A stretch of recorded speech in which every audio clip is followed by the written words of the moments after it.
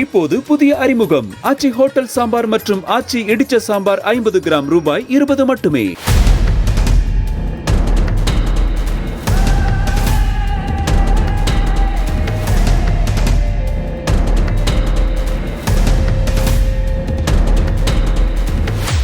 ஈரோடு மாவட்டம் பவானியில் பிரிந்து சென்று முன்னாள் காதலியிடம் பேச முயன்ற இளைஞனை அப்பெண்ணின் இரண்டாவது காதலன் கத்தியால் குத்தி கொலை செய்துள்ளான். முன்னாள் காதலியின் பிறந்த நாளிற்கு வாழ்த்து கூற முயன்ற அந்த இளைஞன் அப்பெண் போனை எடுக்காததால் இரண்டாவது காதலனிடமே அதனை கூறி அவனது செல்போனில் இருந்து பேச வேண்டும் என கூறியுள்ளார். இதனால் ஆத்திரமடைந்த இரண்டாவது காதலன் அவரை கத்தியால் குத்தி கொலை செய்ததாக கூறப்படுகிறது.